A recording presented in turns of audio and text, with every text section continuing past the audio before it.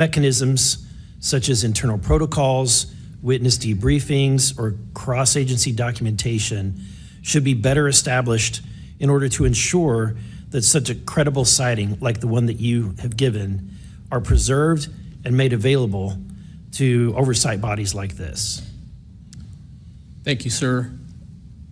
As a active duty Navy member, our mission is to carry out the ship's mission or the command's mission. And we, on a general basis, don't have knowledge of what to do when we see things like this. We just don't. We're there to do our mission and do what's told of us, right? So I think what would be important is giving active duty members a clear way of being able to report things like this to where it gets to this point. And ensuring that we have a standard level of understanding that there wouldn't be any level of reprisal or anything happening.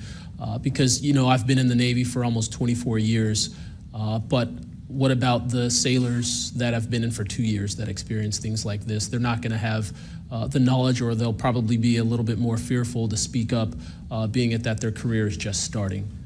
Yeah, I want to commend you. You're the first witness to come forward that is currently serving, and it's recognized. And so I thank you. And your testimony is unbelievable. Let me ask this question. Are you familiar with the Witness Protection Act that Representative Burchett has filed? I'm not too familiar, sir. Anyone on the committee familiar with it? It's fantastic. It's the language that we need.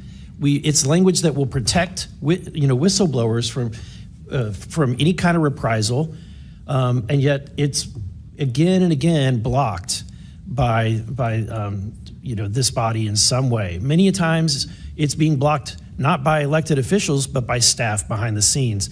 And the other bill, the UAP Disclosure Act, which was filed last year, Senator Schumer, who I cannot believe that there's a topic that he and I agree on, but he and I agree on this topic. He has sponsored it in the Senate. He put it on the National Defense Authorization Act last year. Remarkably, I can't get it on it was stripped out by the House last year, and I can't get it onto the bill leaving the House this year. Mr. Knapp, how far would that bill go to actually getting the answers that we need? Pretty far. I think that they're still going to have roadblocks. You know, the keepers of the secrets, the private companies that have been doing this job for intelligence agencies for a long time, are not going to cough it up. You'd have to force it out of them. And whether you can get them to admit that they have it or not, I mean, they're supposed to lie about it. They've been lying about it. More power to you. I hope it works. I hope it passes this time. But it's a daunting challenge to get them to open up after lying about it for more than 75 years. Yeah. And then finally, Mr. Borland, when you engaged with Arrow in 2023, you noted that their public statements did not match the reality that you and others had witnessed. In your assessment, what were the key limitations of Arrow? You know, I would put it to you this way. The statement Arrow has made is scientific evidence of extraterrestrials. Scientific evidence requires a scientific control. Extraterrestrial is an entity on another planet. The only way to scientifically prove extraterrestrial is we have to go to that planet, acquire technology, bring it back, and compare it to what we have here. So you're saying they won't let anything out or they won't come forward unless they confirm that unless they go to the planet and confirm where its origin is? That would be scientific evidence, yes. And by that statement, Arrow found no scientific evidence of extraterrestrials is basically, I don't want to call it a psyop, but a misrepresentation, because we do have things. But making that statement is not technically a lie. It's a misrepresentation of the full truth. Thank you. Madam Chair, may I, just since we're on that topic real quick, how do we get to these other planets? How do we pass the Van Allen radiation belt safely? Good question for you. I cannot answer that for you. Thank you. I would now like to recognize Mr. Perry for 5 minutes. Thanks, Madam Chair. I think I'll start with maybe Mr. Borland. So you have a clearance, right? You're in uniform, you have a clearance. When did you leave service? What year? I left in 2013, February 2013. 25th. Who was the president, if you recall? 2013 would have been President Obama, sir. Wasn't President Trump, right? No, sir. Okay, so you have a clearance, right? You're serving in uniform, you have a clearance. Yes, Your sir. story, I think many of us are kind of picturing the scene. You walk out in the flight line, having a smoke, this event occurs. Do you have the perception, at least I do, based on your story, that this involves the U.S. government? Whatever you saw involves the U.S. government. That is 100% my opinion then and now.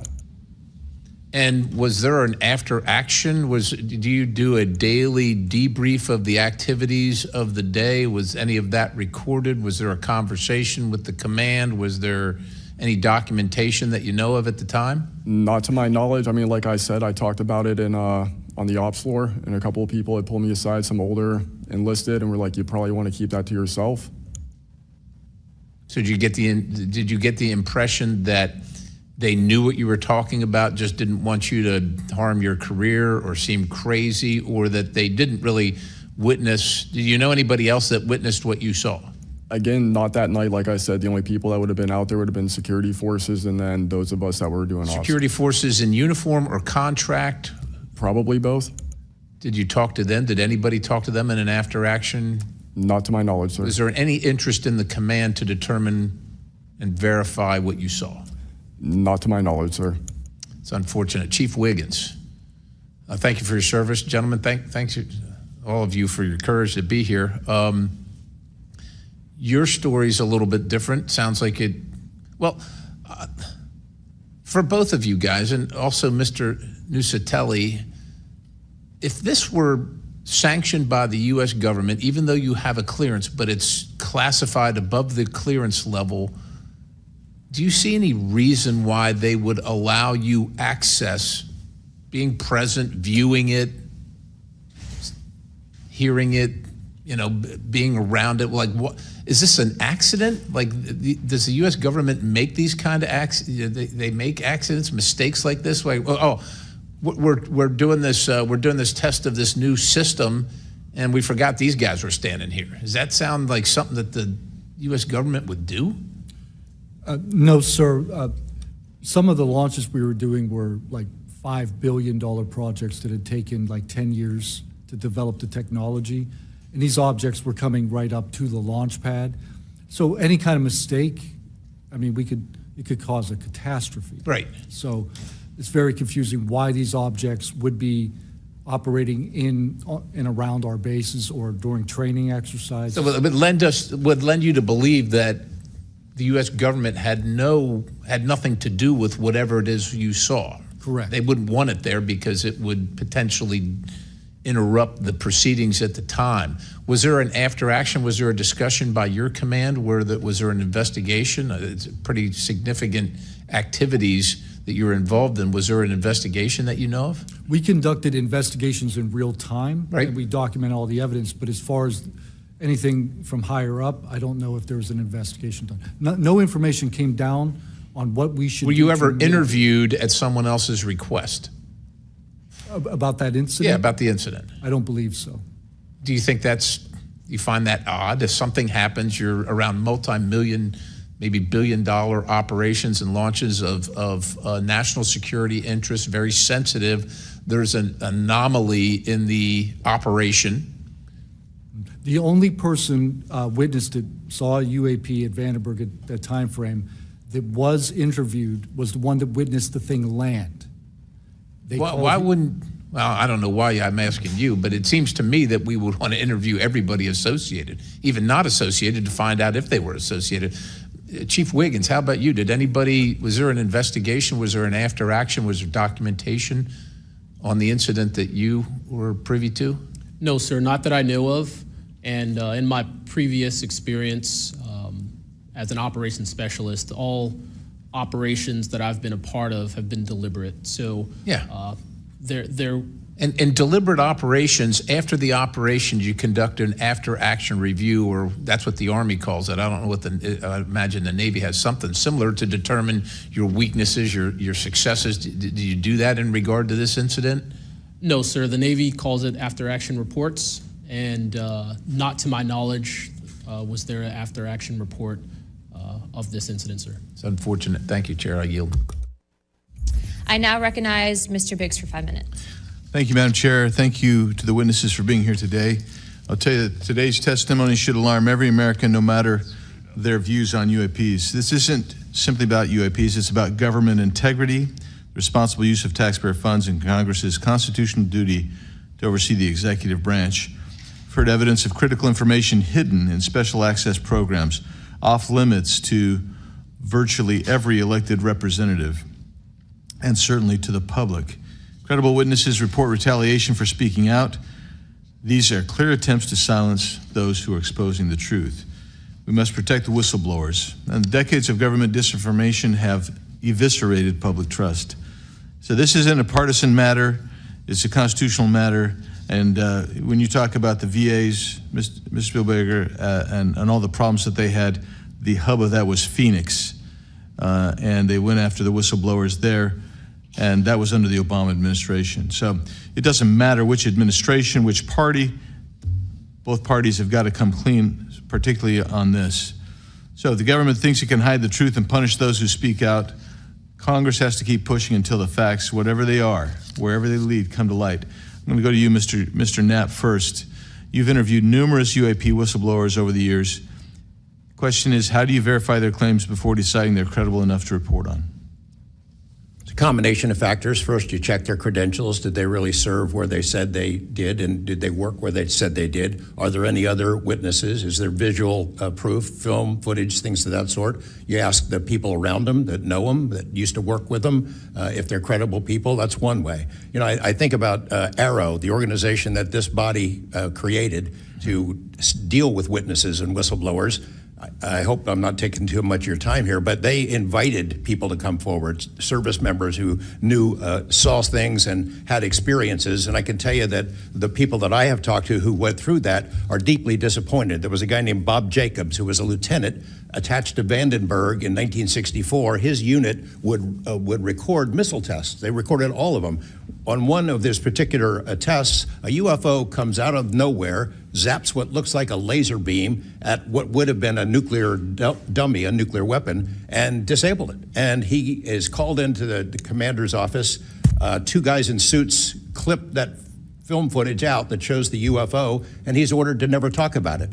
He comes forward to Arrow. He heeds the call, thinking he's doing his duty as an American to tell that story, and they completely dismissed him. They made up a story that they had tracked down the original footage, and there was nothing like that in it. Well, there was no original footage. It had been taken away the day the footage was recorded. He's deeply disappointed. People like Bob Salas, who had worked at a nuclear ICBM base, who saw UFOs flying over the base, and these missile silos were taken down. He went to Arrow, too, and was completely disregarded. It almost looks like Arrow operated as a counterintelligence operation to get people to come in, tell their stories, and then discredit all of them. I can't imagine that any whistleblower or witness will ever go to Arrow again because of what happened under the first director, who's now long gone, but still seems to act as the spokesperson for that organization. And I would say, Madam Chair, maybe at some point we need to really dig deep into Arrow, and I would encourage us. Oh, I'd be happy to send maybe a subpoena to Mr. Kilpatrick. That'd be fun.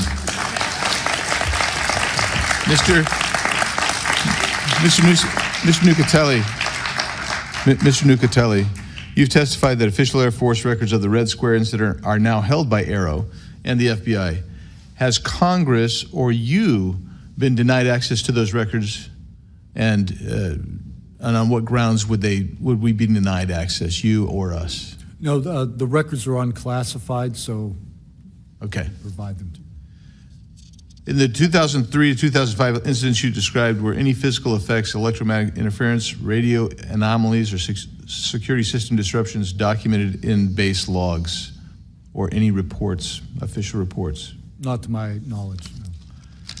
Mr. Wiggins, has the full resolution unedited footage of your incident been provided to Congress? Yes. Okay. Were you or your crew ever instructed formally or informally not to document or discuss the event? Ever? No. Good. Mr. Borland, You've talked about manipulation of your security clearance records. Can you identify which agencies or offices were responsible and whether they provided any written justification? I can do that in a skiff, sir, 100%. Because of being a part of a multi-agency special access program, I cannot give those publicly. So I'd encourage us, Madam Chair, to have that skiff meeting if we can. And then, Mr. Borland, again for you. You testified that you withheld certain sources and methods from Arrow due to mistrust. Can you give us some specifics that led you to believe they were misrepresenting the truth? Well, as I said already, what I said about scientific methods, scientific control, extraterrestrials, I mean, I know what I've seen, I know what I know, and I know it's true. So any agency that's going to go public and try and manipulate the public perception of this subject in such a way that is negative when I know the truth about it is why I had extreme reservations with it, and also what I've been through and other whistleblowers and people in the know about this subject have been through. So, Madam Chair, thank you for letting me wave on. I think the key thing there you talked about was manipulation of message, manipulation of narrative. That is really the problem with this entire the system that we've seen since you've started these wonderful hearings, Madam Chair, and I thank you so much. Thank you, Representative Biggs. The chair would now like to recognize Mr. Begich for 5 minutes. Thank you, Madam Chair. First question, Mr. Borland, earlier today you mentioned that in a skiff, you would be able to discuss whether a member of Congress is actually legally able to access certain information. Under what authority would a member of Congress be restricted from accessing information on this topic, even within a skiff? I would suggest reaching out to Director Gabbard and speaking with her about that. I'm hopeful that this goes back to the executive branch and who even has authority. Unfortunately, I can't give you a 100% solid answer because I don't even have that knowledge. Next question to George Knapp. What is the estimated annual budget, your view, for the program for investigating or reverse engineering UAP-related technology, including official, misappropriated, or black budget funds? I wouldn't have a clue. I don't know of any person that's ever seen it. Does anyone on this panel wish to address that question? Okay, moving on. Are any of you willing to name specific gatekeepers within the root cell of the UAP-SAP Federation?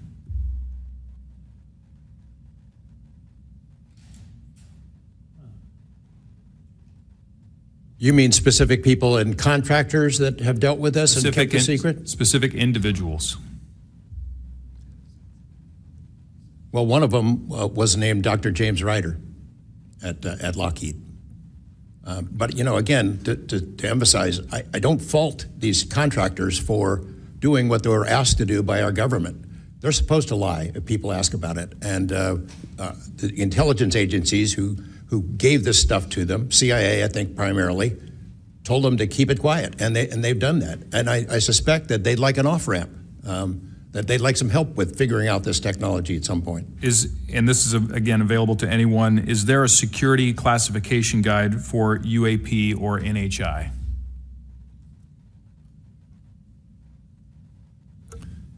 I remember in the 2003 or 2023 hearing, it was stated that all UAP-related material is classified secret or above. I have a name for you. Go ahead. Glenn Gaffney, CIA. Glenn Gaffney, CIA. Another question for you, Mr. Knapp. What is, in your view, having investigated this issue for so many years, what is the long game with respect to disclosure of this information to the public? Because with the advent of essentially a video camera and a high megapixel phone in everybody's pocket, at some point, this information is going to be impossible to withhold from the public. What do you think is the long game here?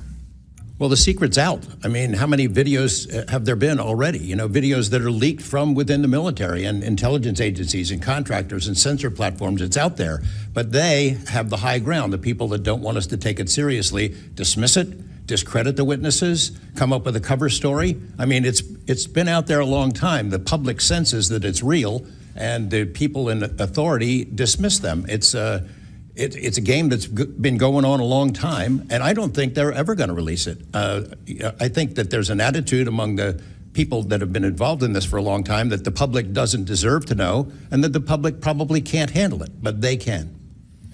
Final question, again, this one's open to anyone who'd like to answer it. Describe your understanding of the org chart or lines of control within the executive branch with respect to these topics.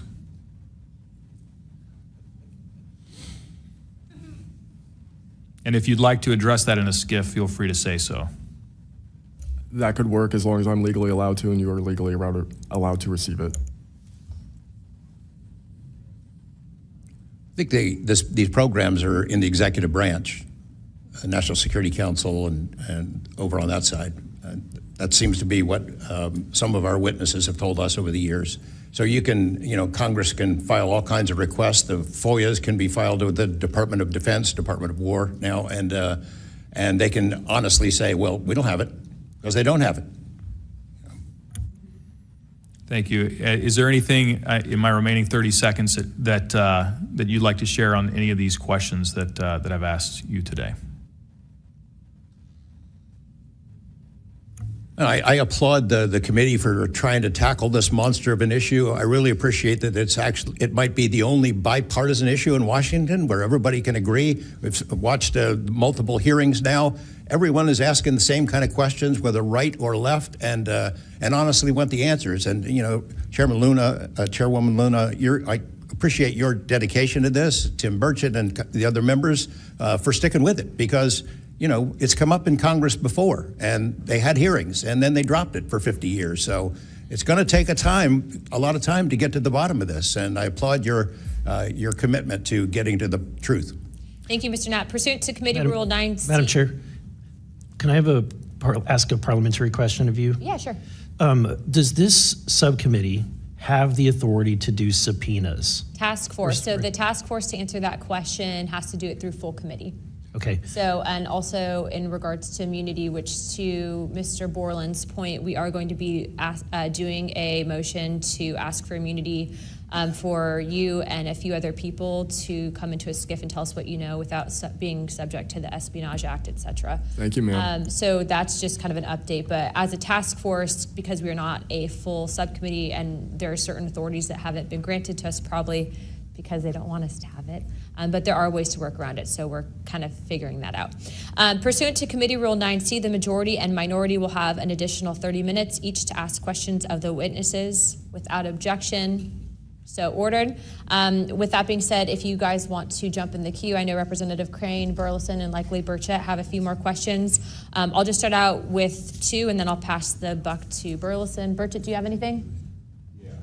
Burchett and then Crane. Just real quick, Mr. Knapp, and short answers, please, because of time. How much of these alleged Russian crash retrieval documents have already been physically out there? So, I mean, percentage-wise of the documents that you submitted to Congress, what was public already and what was not newly released? Maybe 1%. Okay, so the rest of it should be predominantly new information. Yep. Also, can you just elaborate real quick? I know you had, I think, mentioned a Thread 3 program, but also alleged in those documents, I got through maybe half of them last night. There's a lot, and I don't speak Russian, contrary to what my people might allege. What does the Thread 3, was there any specific programs that existed within the Soviet government or groups to specifically investigate this by name real quick? It's a number. There's a number in those documents I gave you. There was a larger program that actually had 3 sub-programs that was, Thread 3 was the name I got, and then the DIA guys who looked at it figured out there was a much larger organization. And it's listed in those documents? Yes. Okay, thank you. Real quick, I'd like to ask the committee to replay that video that Burleson had played earlier. I want to ask every witness here, specifically ones that have sensor training or have been able to recognize some of this movement real quick. So if you guys can please roll that real quick.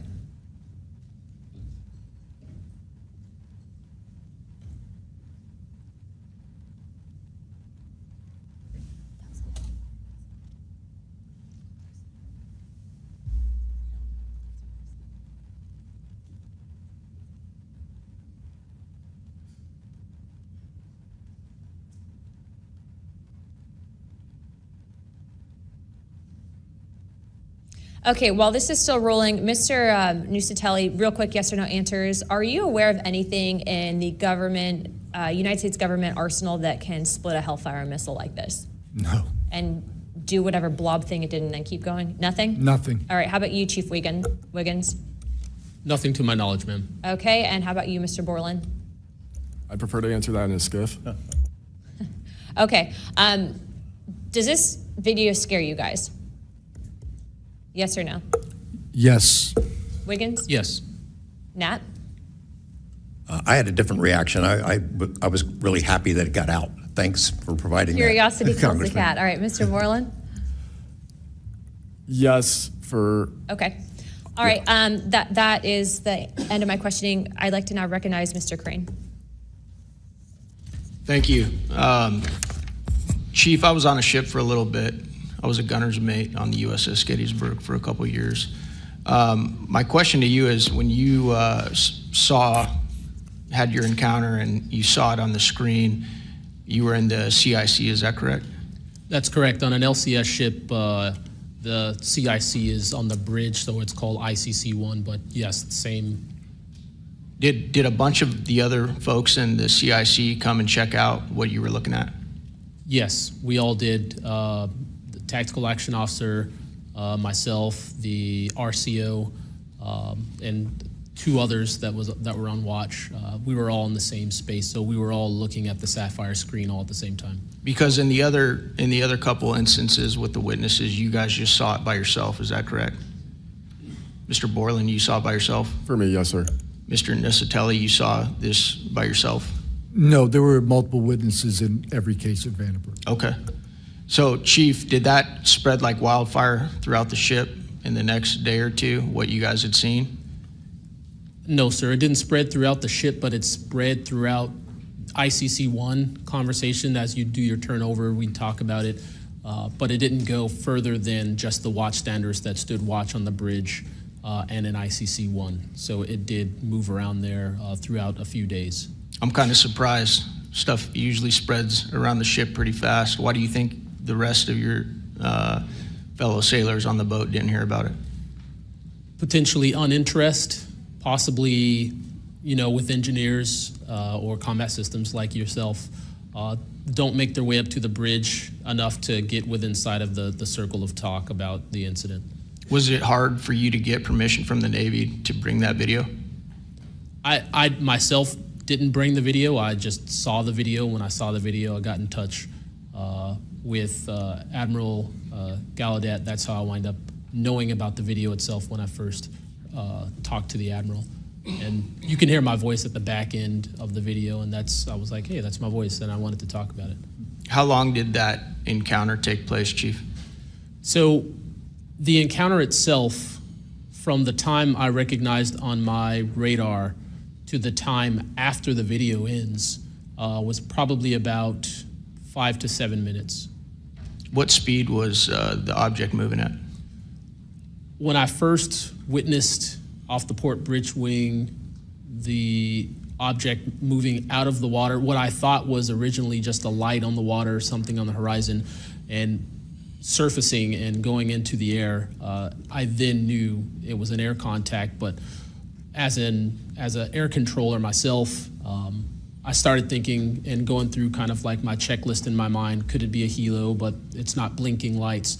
So I then realized this is something I've never seen before. So the speed itself, just going from the horizon to about maybe 3,000–4,000 feet in the air, was very slow, slowly rising. And then it sped up. I'm not an expert at knowing specific speeds of aircraft just by visual eye, but I would say probably 1–2 Mach instantly into the rest of the formation. I didn't notice visually with my own eyes the other 3 objects until I went back to my radar and also utilized Sapphire to see that, in fact, there were 4 total. And then again, when they all left after a certain amount of time, it was nearly instantaneous. So you spotted it visually first, Chief, and then went back to your radar, or did you guys spot it on radar first? Radar first, because that was my watch station. And then you went out to the port bridge wing, is that correct? Correct, to verify what I saw on my radar. What range was it at, Chief, when you were able to see it visibly? I would say about 7 nautical miles, 7 to 8 nautical miles of a light from the ship. Wow. Thank you. I yield back. I now recognize Mr. Burleson.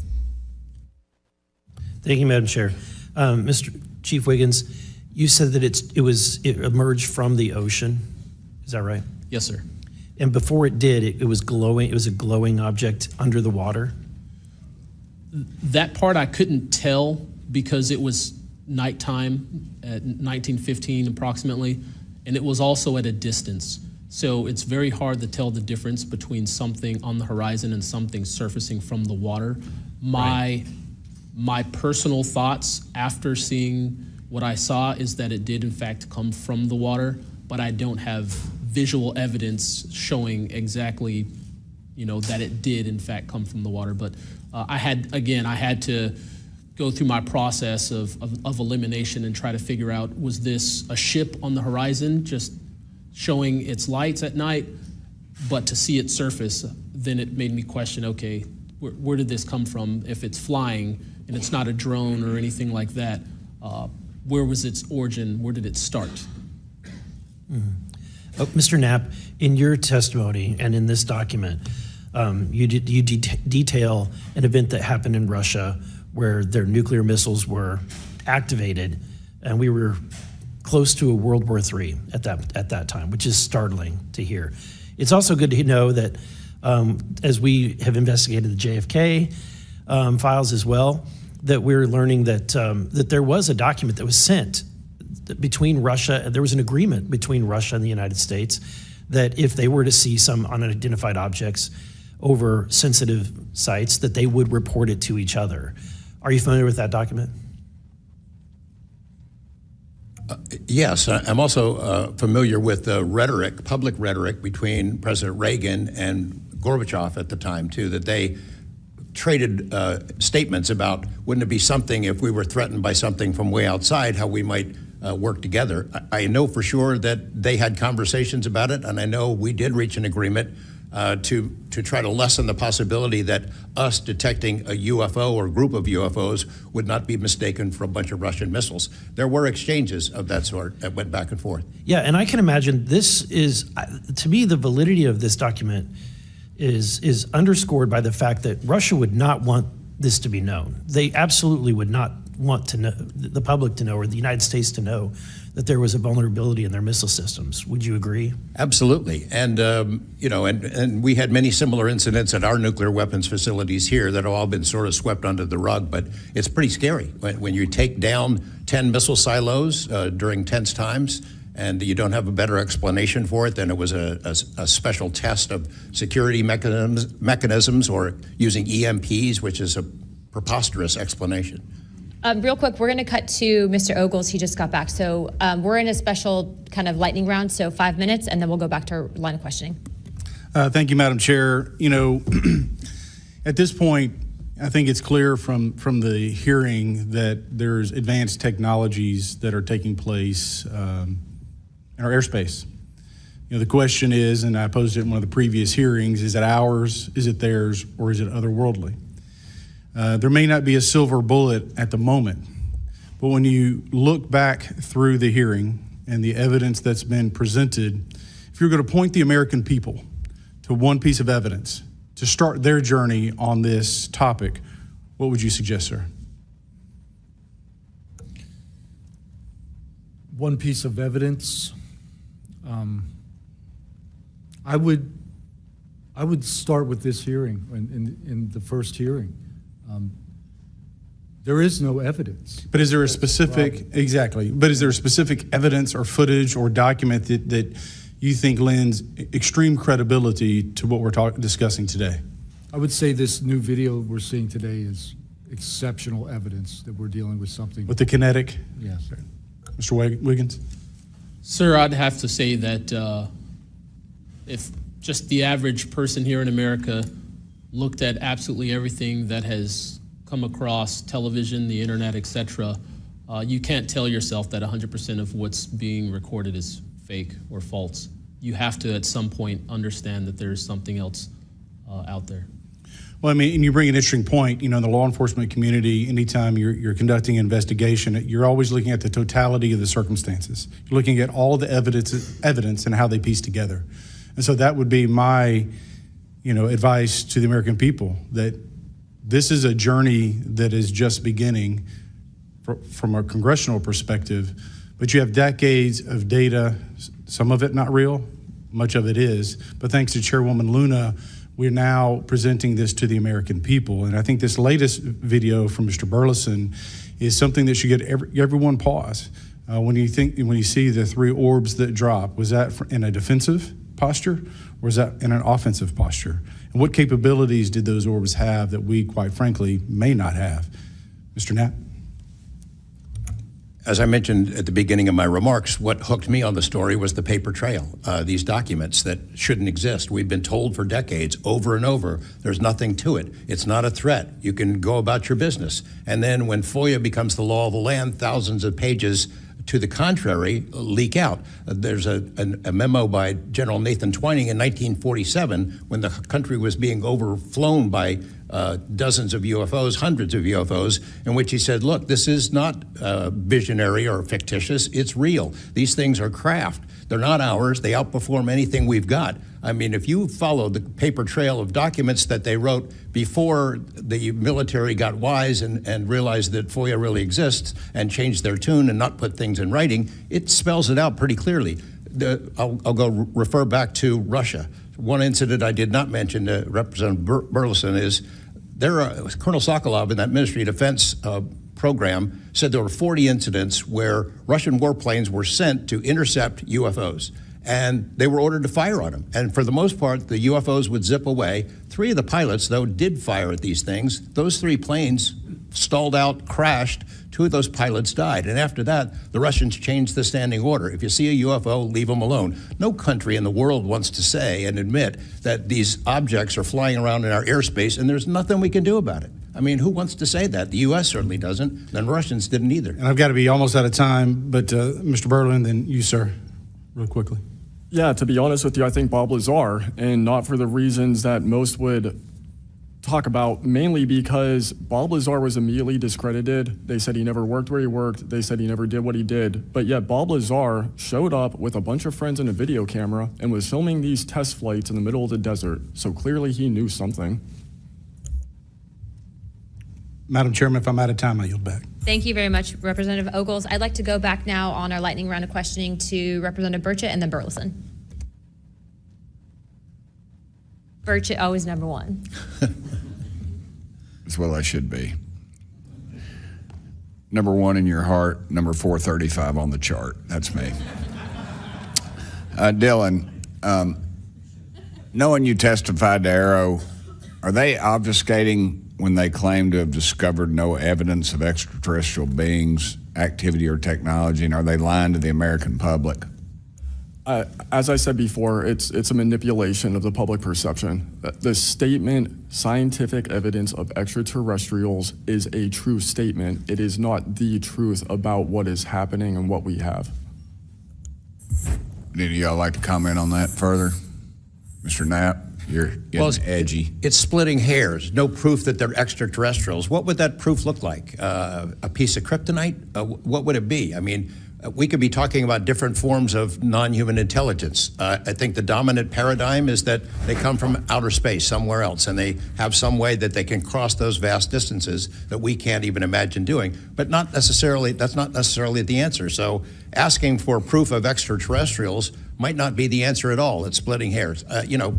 We don't know where they're from. I don't know anyone who knows the answer for sure. They call them aliens just as a placekeeper kind of a word, but no one in all these programs who've studied this stuff for years, people with much bigger brains than mine, knows the answer for sure. I've talked to Navy folks that some of the deep sea areas, they think there might be something there, that they're here, and I don't know when they got here. Another point that needs to be made is every time, we say we're going to back engineer or whatever you want to call it, these craft. I always say, like, it'd be like if you took I ride motorcycles, but if you took like an Indian or a Harley to the people that came over here on the Mayflower, you know, they'd see a bright, shiny object. They might polish it. You know, they might get it started. I doubt they could. They couldn't work on it. They couldn't put fuel. They wouldn't be able to have the capability of putting fuel in it. I just think that's, you know, we're scratching at something that we don't have any knowledge of, and that's why it's just taken so dadgum long. But they do know, first one that cracks that code, it's over. I mean, it's energy, it's power, it's everything. And I worry too that in the wrong hands that they do that, they keep it from the rest of us because they're so invested in whatever energy sources we have here that their billionaire buddies are going to profit, and they can't retool because they know once it's out on the internet, it's over. And so I think there's a lot of things going after it, and I think that's why the move to discredit folks is so rapid too. I think, you know, they point to them and they put the dogs on them, and it disgusts me. There's a price to be paid for that too. The Russians and Chinese are trying to figure this out as well, but they don't have the same kind of stigma. They tell their best scientists and engineers, get in there and work on it. And they've been doing it for a very long time, might have a head start on us. Here, we don't have our best scientists and engineers working on it because they've been told it's nonsense. The stigma is very real for people like that. I agree. Yield back, Chair Lady. Thank you. I'd now like to recognize Representative Burleson. Mr.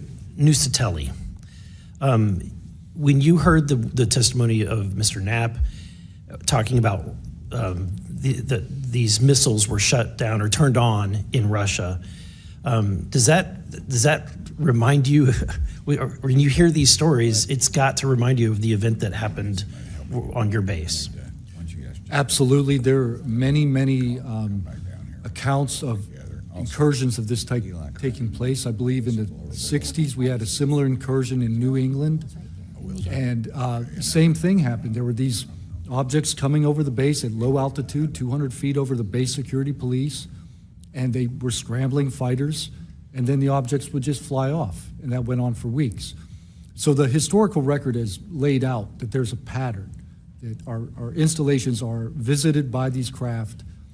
You know, they come in and do whatever they're doing, and then they leave. And we don't know how to respond. We don't know how to protect the installation. So that's why we're here. When you first heard, and we're having to report on these incidents that were being witnessed by other individuals, did you believe them? Did you yourself believe it would be true until you saw it? Yeah, these are people I've worked with for years, deployed with. You know, I was in some of their weddings. These are people that I worked with every day of my life. Usually when the events were occurring, we were all together. You know, there'd be 40, 60, 100 people on duty during these encounters. Really? Yeah. All seeing it at the same time? Yes, these encounters were playing out while we were on duty, and we were responding and investigating in real time as they occurred. And as you said, the importance of your operation was highly important because they said it's the most important in 25 years, the research that you were conducting. For that particular launch, we had 500 Air Force police officers guarding the launch. 500 people. It was that critical. Wow. But had this thing showed up, we wouldn't have been able to do anything to prevent it showing up. Real quickly, can you just re-describe size and whether or not you heard anything? It was how big wise? The two square objects were at least as large as a football field. The second encounter, they think it was much larger than a football field. We're talking like flying buildings. The object I saw was about 30 feet in diameter. And to confirm, you were not the only person that saw this? Correct. I think I was also told that there was also reports of this in a police blotter in the area. Can you confirm that? Yes, that's the documentation that I maintained from the original event and turned into Aero and the FBI. Okay. Do you have any more, Burleson? No, Madam Chair, I just want to reiterate to the American people that if you're frustrated so are we. We're extremely frustrated. We've been, the 2-3 years, I can only imagine how frustrated Mr. Knapp is or Danny Sheehan is, and the amount of time that you guys have poured into this to try to get answers. I mean, Masson is back there. He's been pouring to try to get answers into this. I hope that you all see that we're committed to this, and we're going to be scrappy about it. We may not have the direct authority, but I can assure you, Representative Luna is about as scrappy as it gets. I wouldn't want to scrap with her. But that being said, I think that if the American people want to see answers, we need to action. We've had the hearings. It's time to take action. It's time that we pass Tim Burchett's Whistleblower Act. It's time that we pass the UAP Disclosure Act. And I think that we've had a lot of talk about this. It's time for action. Thank you, Burleson.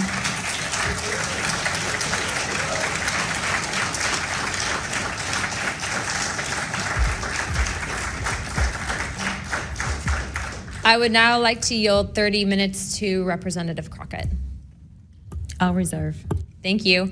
In closing, I want to thank our witnesses once again for their testimony today. I now yield to Ranking Member Crockett for closing remarks. I'll pass. No, I just want to say thank you so much to each and every one of you for being here today, for staying committed to this, and for your courage. I truly believe that courage is contagious, and right now we need more courage than ever, whether it's UAPs or whether we're dealing with any other form of government where people are afraid to come out and speak their truth. The American people are relying on amazing public servants like you to speak up on their behalf, to be the watchdog, and to make sure that we are as safe as possible. And so thank you so much again for conducting a bipartisan hearing on such an important matter. Thank you. I'd now like to recognize myself for some closing remarks. This is obviously something that doesn't just affect everyone in this room. I can tell you that specifically for where I represent in Pinellas County, Tampa Bay, and Florida as a whole, there's many sightings, many questions, people reporting this, but I'm not the only one. I was also told by Representative Biggs, as well as our great representative from Alaska, that these are not isolated instances, and so it does give us reasoning to provide investigative inquiry into these topics, but also too, I would also like Mr. Spielberger, if you could actually review and see if your organization would endorse the Whistleblower Protection Act that Representative Burchett has. I can tell you that I will be signing on what we did when presented with the unknown. Did we look away, embarrassed or afraid, or did we pursue the truth with courage? I intend to be on the side of truth, transparency, and accountability, and I hope my colleagues on this task force will be able to do the same. To quote a few elected officials, Senator Schumer has stated, multiple credible sources allege a constitutional crisis over UFOs. Senator Rounds has stated that these are brilliant individuals and they are not making this stuff up. And our current Secretary of State, Marco Rubio, has stated very high clearances and high positions within our government in regards to these whistleblowers. Senator McConnell also described these whistleblowers as sane and credible. And the witnesses today are not alone. In fact, they're far from it.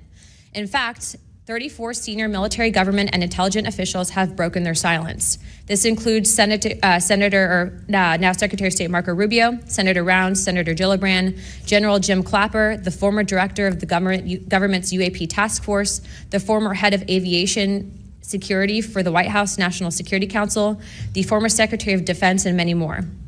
Again, to quote Secretary of State Rubio in an upcoming documentary known as The Age of Disclosure, even presidents have been operating on a need-to-know basis that begins to spin out of control. And to quote Senator Gillibrand, who also went public in this documentary, it's not acceptable to have secret parts of this government that no one ever sees. It's time for the fundamental truths of UAP to be revealed to our nation's leaders and the public. It's time for the U.S. government to exercise transparency. And with that, I yield to Ranking Member Crockett for the opening statement. Thank you so much, Madam Chair.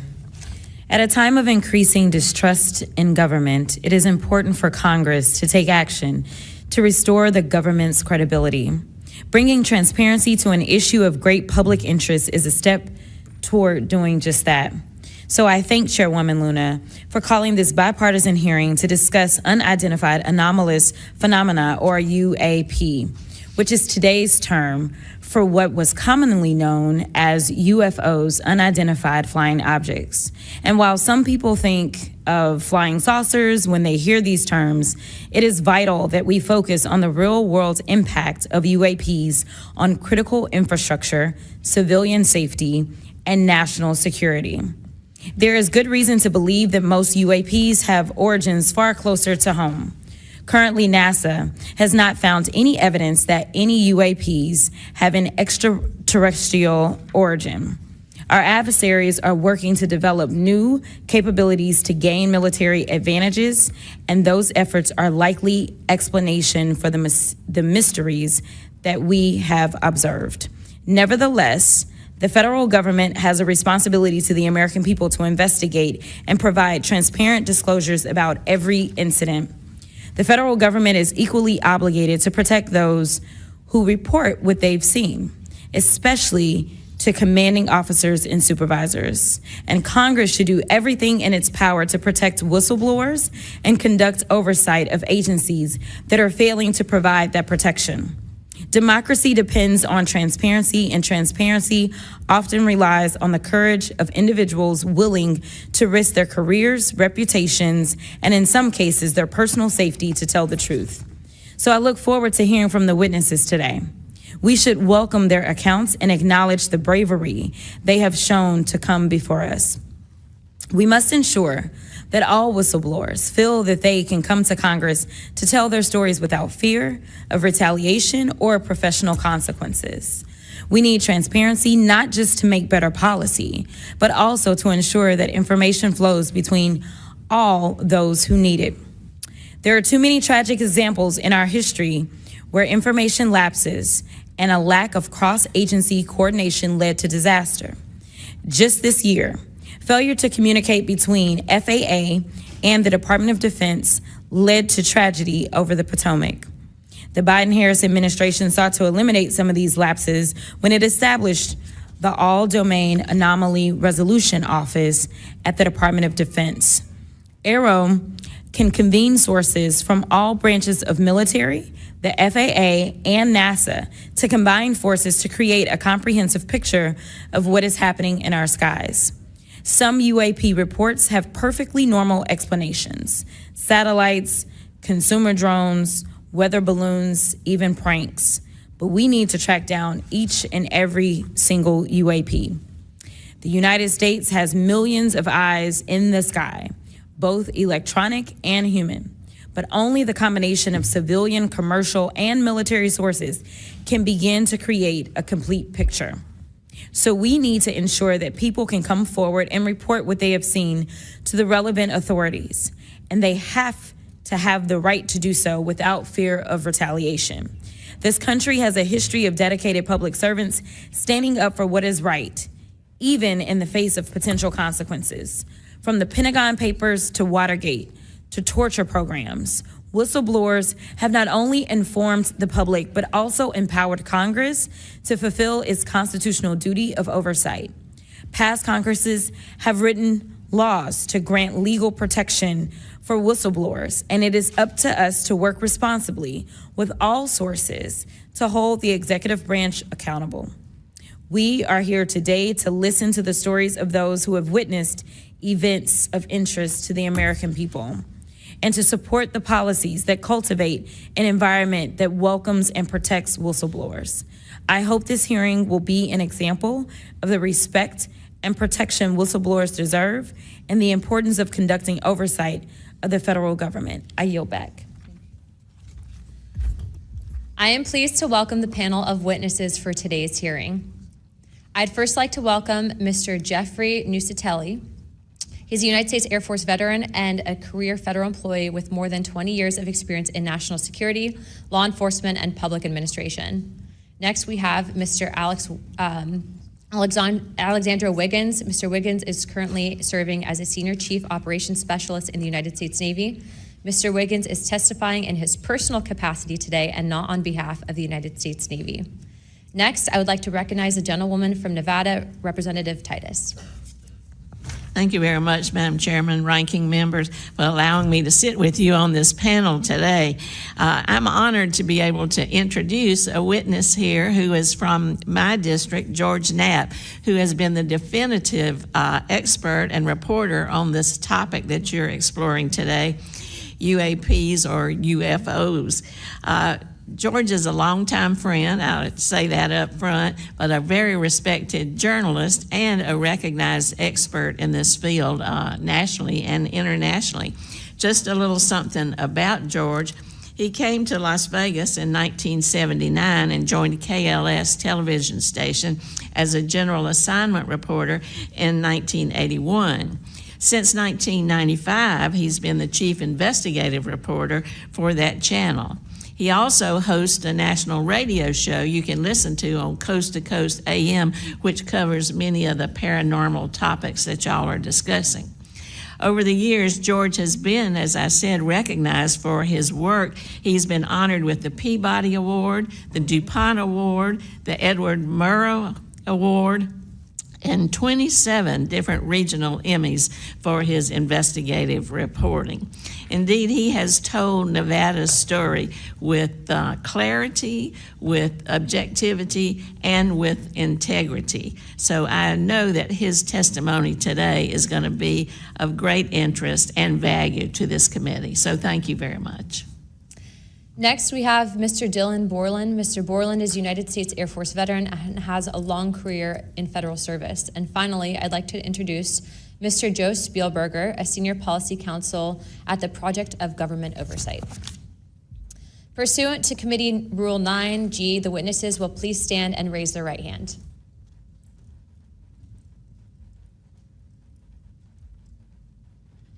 Do you solemnly swear or affirm that the testimony that you're about to give is the truth, the whole truth, and the nothing but the truth, so help you God? Let the record show that the witnesses answered an affirmative. Thank you. You may take your seat. We appreciate you being here today, and I look forward to hearing your testimony. Let me remind the witnesses that we have read your written statements, and it will appear in full in the hearing record. Please limit your oral statements to 5 minutes, but I understand you have a lot to get through, so if it goes a little over, don't worry about it. As a reminder, please press the button on the microphone in front of you so that it is on and the members can hear you. When you begin to speak, the light in front of you will turn green. After 4 minutes, the light will turn yellow, and when the red light comes on, your 5 minutes have expired, and we will ask you to please wrap it up. I now recognize Mr. Nusatelli for his opening statement. Good morning. Thank you, Chairwoman Luna, Ranking Member Crockett, and members of the task force for giving us the opportunity to testify today. My name is Jeffrey Nusatelli. I'm a former military police officer with 16 years of active duty service in the U.S. Air Force. I'm here today because the American people have both the right and the responsibility to know the truth about unidentified aerial phenomenon. That truth remains hidden, classified and silenced by fear, retaliation, stigma, and confusion. Today, we are here to help break that silence. Between 2003 and 2005, 5 UAP incidents occurred at Vandenberg Air Force Base, home to the National Missile Defense Project, a top national security priority. At the time, we were conducting launches deemed by the National Reconnaissance Office as the most important in 25 years. These were historic launches. These facilities were vital, and they were repeatedly visited by UAP. Each incident was witnessed by multiple personnel, documented, investigated, and reported up the chain of command. We sent information up, but we got no guidance down on how to handle these events. I personally witnessed one of these events and investigated others as they occurred. 6 other service members have provided me with the information that I will share with you today. The incursions began on October 14th, 2003, when Boeing contractors reported a massive glowing red square silently hovering over 2 missile defense sites. After several minutes, it drifted further east onto the base and vanished over the hills. This event, now known as the Vandenberg Red Square, was referenced by Representative Luna at the first hearing on this topic. Official Air Force records of this event are in possession by Aero and the FBI. Later that night, while I was on duty, security guards at a critical launch site reported a bright, fast-moving object over the ocean. I responded to the incident. Chaos ensued over the radio as the object approached rapidly. I heard my friends screaming, "It's coming right at us, it's coming right for us, and now it's right here." Moments later, I heard them say that it had shot off and was gone. When I arrived on scene, I talked to 5 shaken witnesses who described a massive triangular craft larger than a football field that hovered silently for about 45 seconds over their entry control point before shooting away at impossible speed. About a week later, another patrol reported a light over the ocean behaving erratically. Believing it might be an unannounced aircraft, they declared an emergency, and an armed response force responded. Before the forces could arrive, the object descended and either landed or hovered on our flight line and then took off again at impossible speed. The witnesses to this event were threatened and intimidated afterward. They were told to keep quiet and think about what they were reporting. After that, things did get quiet until about 2005, when another patrol reported a massive triangular craft larger than a C-130 silently floating over the installation. He watched it for a few minutes. It traveled west and disappeared into the night. And then I had my own encounter, again in 2005. I was off duty, sitting in my backyard with 2 other police officers when we noticed what first appeared to be a satellite in orbit, but it wasn't acting like a satellite. The light was strange, it was pulsing, and then it started to maneuver. It dropped in elevation. At times it would vanish from view and reappear in a different location in the sky, and eventually it reappeared 200 feet over my house. It was a 30-foot diameter sphere of light. My friends and I watched it for a moment, and then it gently accelerated and traveled up and disappeared into the stars. These events profoundly changed my life and the lives of my friends. We stand at a pivotal moment in history. The question is no longer whether these events are real, but whether we have the courage to face them. True leadership requires vision, a willingness to confront the unknown with transparency and resolve. So I ask the Congress to help we the people enact this vision. There are 3 goals. Fund independent research and treat UAP study with the same seriousness as we would any other scientific field. 2, end secrecy and overclassification. Transparency is the foundation of truth. Without it, witnesses like us are dismissed. 3, protect the witnesses. Many stayed silent out of fear for their careers, reputations, and the safety of their families. Protect them, and you will embolden others to join this cause. These phenomena challenge our deepest assumptions about reality, consciousness, and our place in the universe. Exploring them can unlock transformative breakthroughs in technology, biology, and human understanding. Let this be the moment when America chooses courage over fear, transparency over secrecy, and progress over stagnation. Let's show the world that our nation leads not only through strength, but through fearless pursuit of the truth. Thank you. Thank you, Mr. Nusatelli.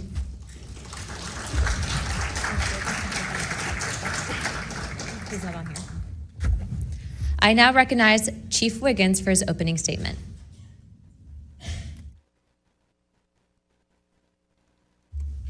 Please press your button. Thank you. Good morning, Chairwoman Luna, Ranking Member Crockett, and members of the task force and the committee.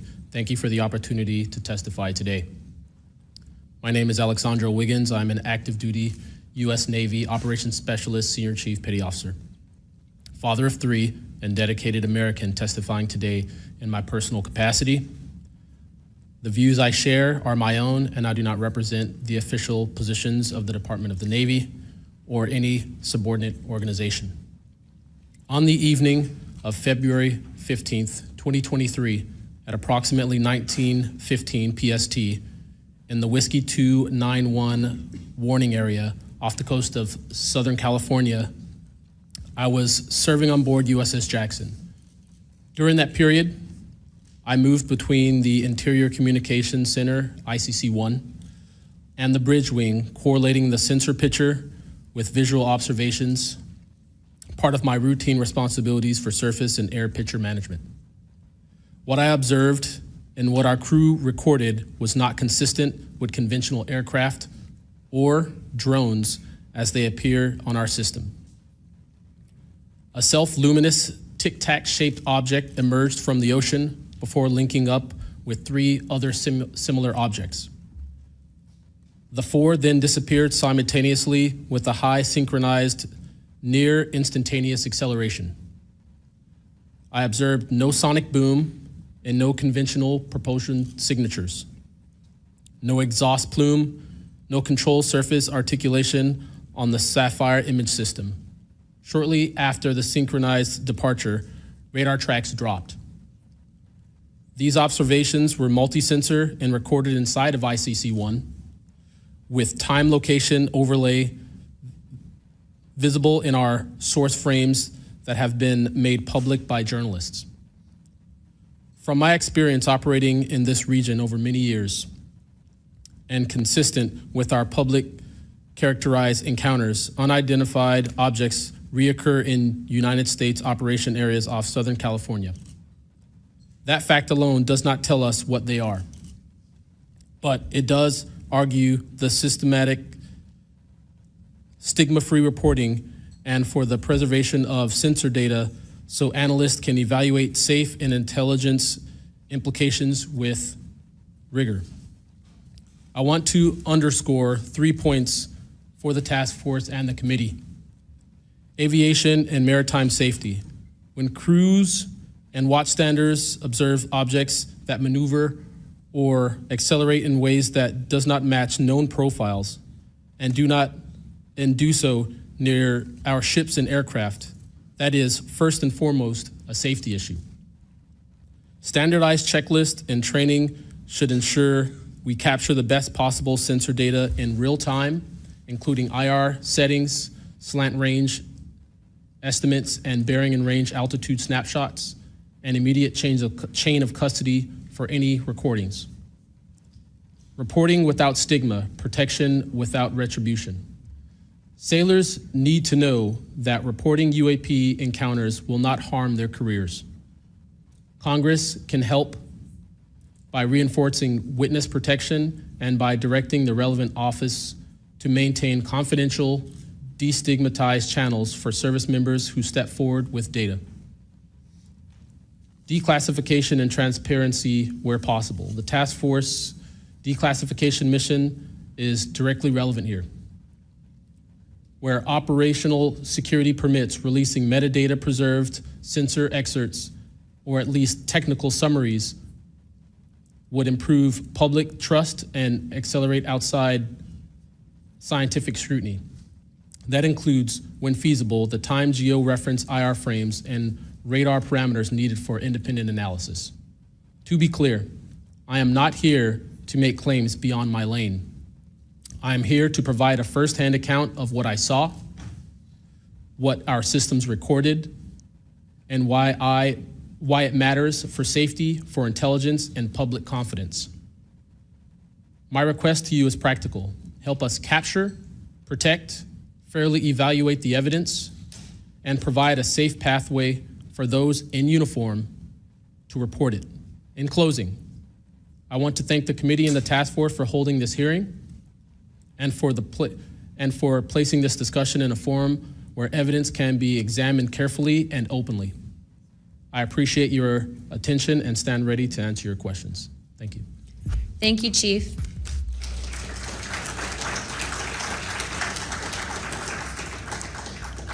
I now recognize Mr. Knapp for his opening statement.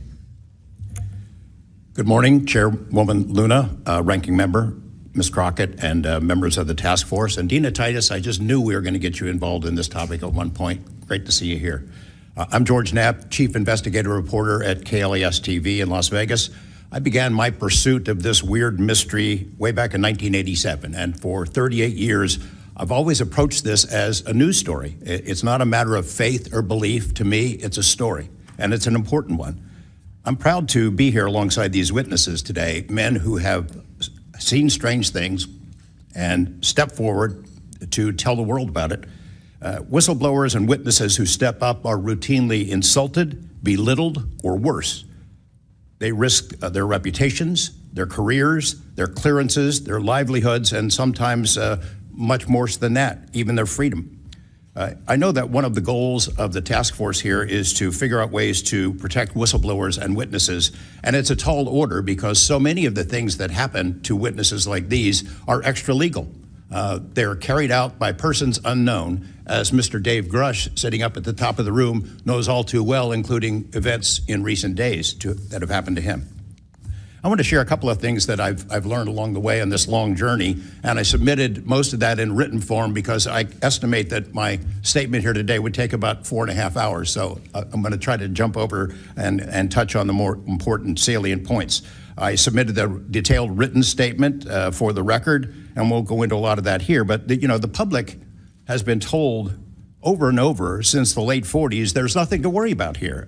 These mysterious craft seen by millions of people in the skies, in the oceans, over the land are not real. They're not a threat. The witnesses are wrong. They're crackpots. Don't believe it. That changed for me. What got me hooked is the paper trail. Documents that were squeezed out of the U.S. government after the FOIA, Freedom of Information Act, became the law of the land.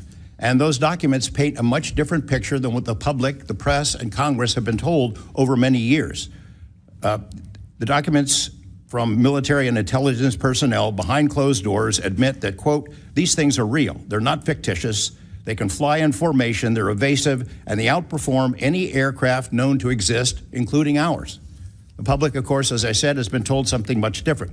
Back in 1989, I reported about a guy named Bob Lazar, who claimed that he worked at a facility dubbed S4 out in the Nevada desert, very near to Area 51. He said he was part of a reverse engineering program.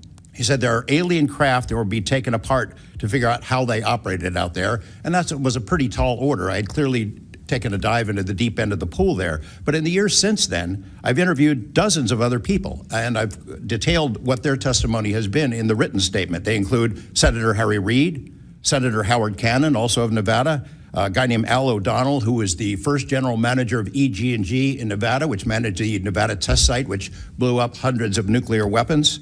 There's a guy named Dr. James Lakatsky, who was a career scientist with the Defense Intelligence Agency, who was the guy who initiated a program called OSAP, Advanced Aerospace Weapons Systems Application Program, which is, as far as we know, the largest acknowledged UFO program ever funded by the U.S. government, which put together an amazing pile of information that members of this committee and the world, most of which they have never seen. The DIA still hasn't released 95% of what was prepared by that program at a cost of millions and millions of dollars. The one name I do want to bring up in this session, though, is Robert Bigelow. So looking into the idea of crash retrievals and reverse engineering, while OSAP, that program, was active, the DIA's contractor, Robert Bigelow of Las Vegas, made a bold attempt to acquire physical proof of UFO crashes. It's been widely reported and suspected that Lockheed Martin is one of the contractors, the defense contractors, that has held this stuff, stored it away in secrecy, and tried to figure out how it works. I have confirmed on the record that Robert Bigelow and a trusted colleague from OSAP met with and negotiated with senior executives at Lockheed Martin and hammered out a deal wherein Bigelow's company, Bass, would receive a quantity of unusual material that had been stashed away and protected at a facility in California. That material was not made here. I want to move on now to the Russia files, because that was going to be sort of the central impetus of what I was going to talk to you about today. Back in the early 90s, I got into Russia, met with a number of their defense officials, Ministry of Defense and others, who confirmed for me that Russia had been doing the same thing that the United States had been doing, that is, secretly studying UFOs while publicly saying something completely different. The documents and interviews that I obtained and have now shared with this task force show that the USSR launched what is almost certainly the largest UFO UAP investigation in the world. The first phase of that was an order was sent out to the entire USSR military empire that every unit, you see anything strange in the sky, a craft, an orb, something unusual, you had to gather all the evidence, collect testimony from the witnesses, look for physical evidence, and all of that information went into one program at the Ministry of Defense. Thousands and thousands of these reports came in. A lot of them were first routed to the KGB, but then back to another program that came after this collection effort called Thread 3. And Thread 3 was an analysis program. We have provided to the committee the documents of what they were trying to do, and essentially they were trying to build their own UFOs. They were using the information from their observations and studies to try to figure out that technology. The guy who was in charge of that program, Colonel Boris Sokolov, told me that their goal was to